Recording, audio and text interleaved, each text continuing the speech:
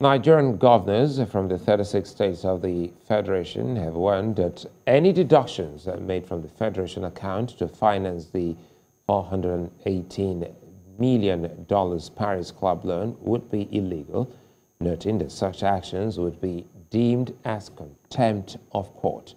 The governors, through their attorneys, said that they were never parties to any suit on the Paris Club refund.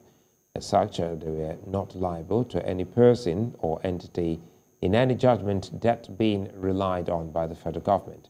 Last November, the Minister of Finance, Budget and National Planning advertised the commencement of the deduction, which the state governors kicked against. Joining me to take a critical look at this story is the Chief Executive Officer, Center for Promoting Private Enterprise, Muda Yusuf. Good to see you, Muda Yusuf. And quickly here, at the beginning of the loan agreement, were the federal and the state signatories to the facilities, and did they bear joint liabilities? Yeah, thank you very much. From what the governors are saying, they were not party to the transaction that led to the judgment debt. That is their argument.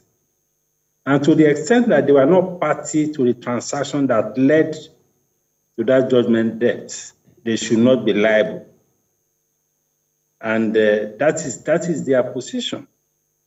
And the issue we are faced with now, we have two components. We have the legal component of it. We have the fiscal viability component of it. The legal component of it, of course, it is for the courts to decide. And the governors are arguing that, well, since the matter is still in court, the federal government should not go ahead to deduct.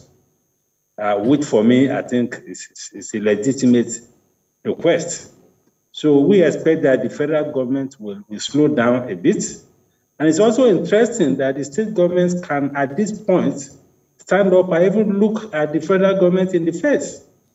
Because I thought that all along, because you have majority of them in the same party, matters like this can easily be resolved amicably and possibly out of court. So it's a bit strange to me that the matters are degenerating to the level that they have degenerated to. But what is clear to me is that many of the states are currently not viable. Many of them are struggling to survive. Most of them are dependent to the tune of close to 80 to 90% on federal allocation.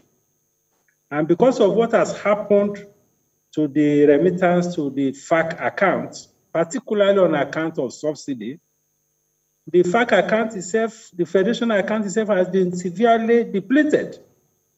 So even on top of that, there's not a decision to effect any deductions, then we may see a total bankruptcy of many of the states. You know, talking about deduction, let me jump in here. There seems to be another deduction, because if you look at or attempt for another deduction to be made, and looking at the other angle of a consultant that sued the government and won, and the federal government of Nigeria has said that the said consultant will be paid from the allocation of the states since they contracted the consultant.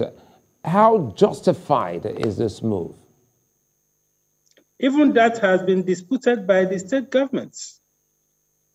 I mean, from what we heard from the chairman of Governors Forum, they practically dissociated themselves from the engagement of the consultants. They sounded as though they were not party to it, or they were not even adequately consulted on the terms of engagement of the consultant. So both on the ground of the consultants and the issue of judgment debt, the state governments are not agreeable to it. So at the end, I think this will also end up in court. And so whatever way we look at it, the states are not comfortable.